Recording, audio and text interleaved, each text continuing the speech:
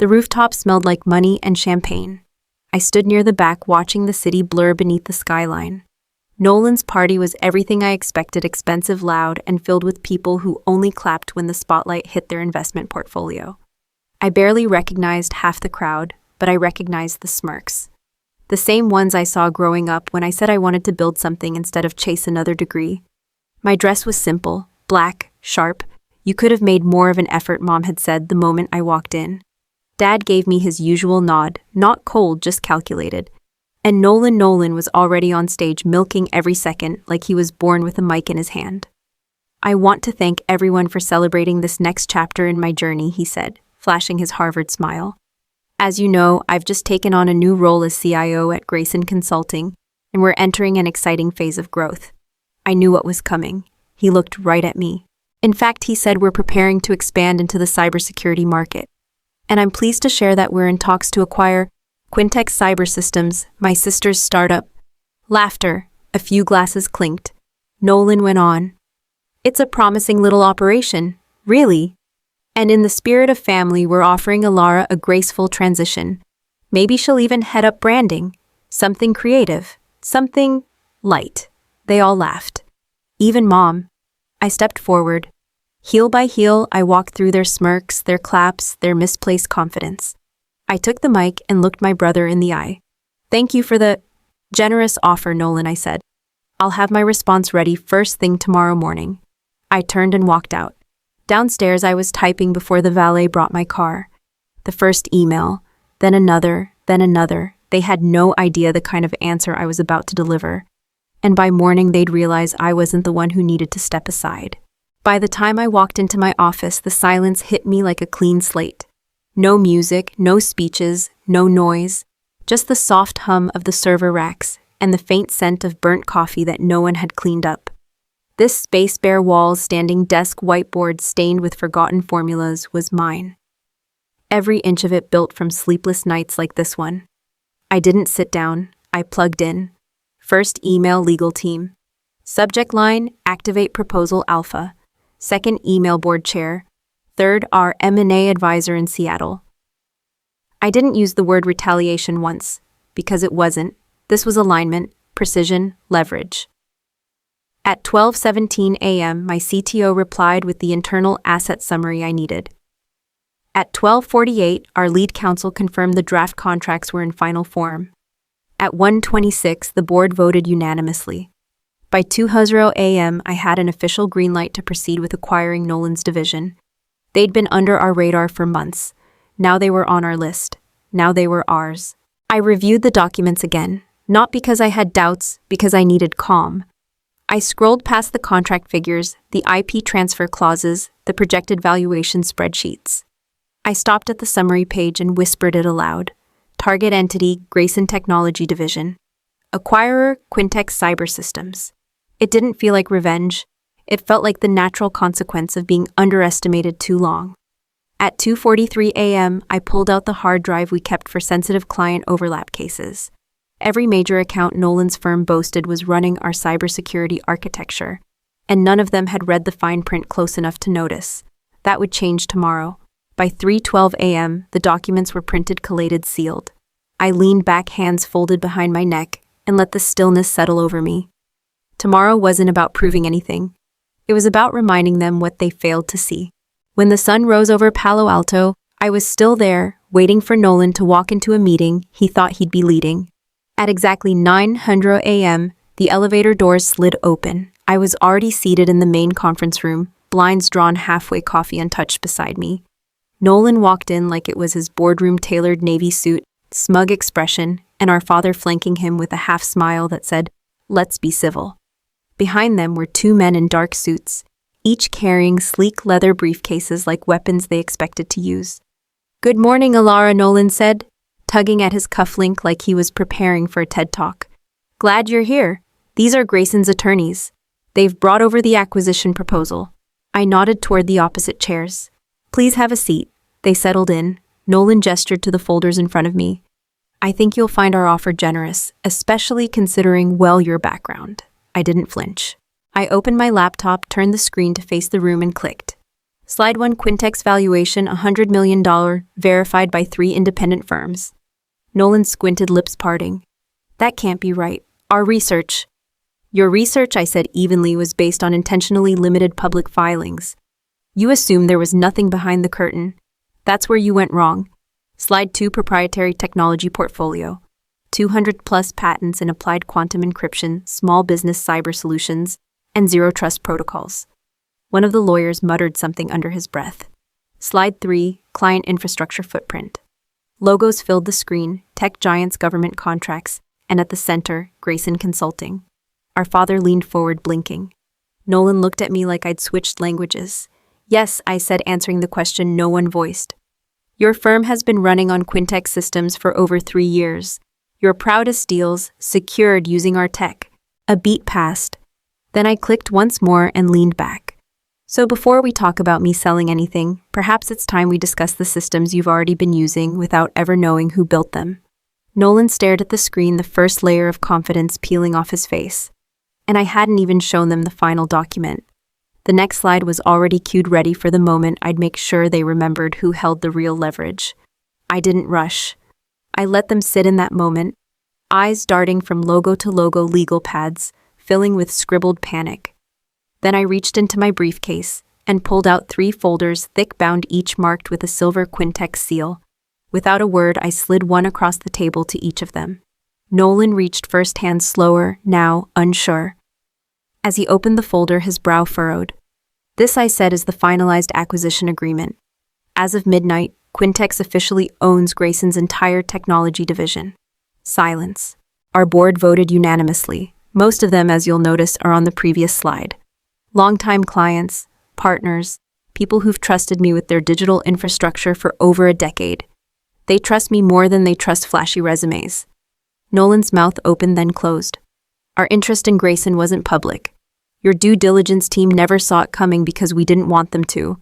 And because, Nolan, you didn't even think I was capable of playing the same game. He looked up, then, desperate for some thread to pull. This is a joke, he said low. The board would never approve this without I cut him off. The board did. Because your division hasn't just been riding on our tech, it's been claiming it, selling it as if it were your own development. We have records, timestamps, internal emails. And if you choose to contest this publicly, we'll share those too. One of the lawyers coughed, already pulling out his phone. I folded my hands. So here's your choice. Option 1, you resign from your position at Grayson immediately. We'll issue a glowing reference and a generous severance package provided you agree to a non-compete. Option 2, we go public with the full report. And let the business world decide how much of your success was ever really yours. Nolan stared at the paper in front of him like it might catch fire. I built something real, I said quietly. And while you were focused on proving yourself to everyone else, I was building something they couldn't ignore. He didn't speak, and I hadn't even gotten to the part where I showed them what came next. The moment Nolan slammed the folder shut, I knew he wouldn't stay. He stood jaw tight, eyes darting between me and the lawyers, who had already begun avoiding his gaze. His voice broke as he muttered something about betrayal, but I didn't respond. There was nothing left to say that the documents hadn't already spelled out in bold ink. He pushed through the conference room doors and disappeared down the hall. A few seconds later, our father followed his footsteps, quieter, but no less hurried. He didn't even look at me as he passed. I stayed seated, letting the silence settle like ash. The lawyers remained behind. One requested a private meeting to begin the resignation process. I told them I'd have my executive team coordinate next steps. The conversation was short. Back in my office, I poured myself a cup of lukewarm coffee and sat by the window. I watched as Nolan exited the building, eyes down, our father at his heels. They didn't look up. Not once. My phone buzzed. It was Mom. I let it ring. Then came the message. A voicemail, her voice cracking under its own weight. How could you do this to your brother, to us? Do you know what you've done to this family? I stared at the screen until the message played to the end. Then I deleted it. 2 minutes later, another message arrived. This one from an unfamiliar email address with a Harvard domain. Subject: invitation to speak.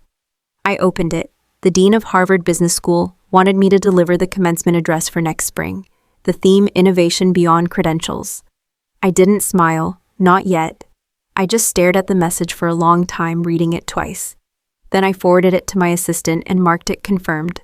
Let them know the dropout wasn't just building code in a garage, she was building something they never thought to value. And long before the applause, she had already started the real work. When I told my family I was dropping out of community college, the room went quiet like I'd announced a terminal illness. Dad didn't say a word. He just stood up from the table and left the room, slow and silent. Mom cried like I'd thrown away my future, like I'd just burned a degree in front of her. Nolan. He didn't cry. He laughed. He leaned back in his chair, crossed his arms, and said in front of 3 aunts and 2 cousins, "Well, someone has to be the family embarrassment. Guess we've got that covered now." I said nothing, not because I didn't have a response, but because I knew none of them would hear it anyway. That night, I packed what little I had into my car and drove 6 hours north to a garage I was renting from a friend of a friend. No insulation, no real plumbing, just a roof and a power outlet. I laid out my old laptop, a secondhand server tower, and a notebook full of sketches I'd been working on since high school. It wasn't much, but it was mine. I ate instant ramen 5 nights a week, slept on a futon next to the boiler. I worked 15-hour days, taught myself languages no one at school ever mentioned, and rewrote every line of code until it felt bulletproof. The first time I signed a real client, I had $12 in my bank account. When the check came through, I cried alone on the floor. Not out of joy, but exhaustion. Because it wasn't proof I could do it. It was proof I hadn't been wrong all along. Every win after that was quiet. I didn't call home. I didn't expect them to ask. They thought I was lost, but I was carving a path they never imagined existed. And even if they couldn't see it, then I was building something from the ground up, something that didn't need their permission to grow. In the years that followed, as Quintech started to find its footing, I learned that sometimes the biggest victories are the ones no one claps for. The first client was a bakery in Portland that had just lost its customer data in a phishing attack. The owner, Mara, found my number through a local web designer I'd helped for free. She didn't care about degrees. She cared that I answered the phone on the first ring and explained things without jargon. I installed a custom firewall that weekend and walked her through every alert it might ever send. She paid me in cash and lemon bars. She cried when I handed her the final invoice, less than half of what the big names had quoted her. Word spread faster than I expected. One bakery became a flower shop, then a gym, then a tutoring center. By the end of the year, I had 20 clients and no more weekends. I renamed the operation Quintech Cyber Systems, filed my first provisional patent, and hired my first employee, a college dropout like me, who could spot vulnerabilities by instinct, not formula. I didn't chase venture capital. I chased resilience. I designed our software to be invisible to the user, but ironclad underneath. It was ugly at first, clunky, unintuitive, but it worked. And I kept refining it until it worked beautifully. We didn't sell fear. We sold freedom from fear. Within 5 years, our client base grew into the hundreds. We protected mom-and-pop shops, small law firms, independent clinics, people who couldn't afford a data breach, but couldn't afford overpriced protection either. I filed patent after patent, not to wave them around, but to protect what I'd built from being stripped, copied, or claimed by someone else. Still, every Thanksgiving, every graduation, every family barbecue, my work was brushed off with the same smile from Mom. "That's nice, honey. Maybe Nolan can help you apply to an MBA program." And from Nolan himself. "Still doing your little tech thing." It was never rage, I felt it was distance. The kind of distance that widens each time someone looks through you instead of at you. So I stopped explaining. I let the numbers speak.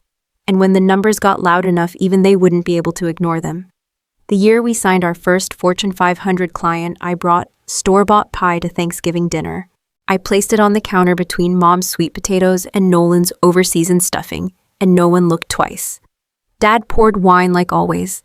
Mom asked if I'd had a chance to think seriously about grad school, and Nolan, with his usual grin, leaned over during dinner and said, "Still time to get real credentials, you know. No shame in starting late." I nodded, smiled, and passed him the cranberry sauce. What I didn't say, what I never said, was that the $50 million deal he had just celebrated in Business Weekly had only gone through because his firm had quietly promised the client full access to Quintech systems. My systems. The ones I wrote alone in a garage, while he mocked me from a lecture hall. They didn't know that, of course. They didn't care. Because to them, prestige still looked like polished shoes and Ivy League lingo. And to them, I still looked like the kid who quit school and never looked back. I had become fluent in the language of being overlooked. I no longer winced when they interrupted me mid-sentence to ask Nolan about his travel schedule. I no longer tried to explain what zero-trust architecture was over mashed potatoes. But I kept receipts. I tracked every license Grayson purchased, every system they integrated, every line of code they indirectly claimed credit for. I watched Nolan build a career on a scaffolding he never knew I designed. It should have made me bitter. It didn't. It made me quiet, focused, patient. Because the longer they looked away, the more powerful I became. In the spaces they never bothered to enter.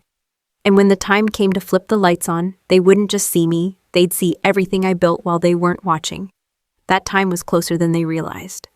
The auditorium was full before I stepped onto the stage. Rows of pressed suits, borrowed gowns, and trembling hands holding phones recording everything. I could feel the buzz before I said a word, the whispers of curiosity, the raised eyebrows of surprise.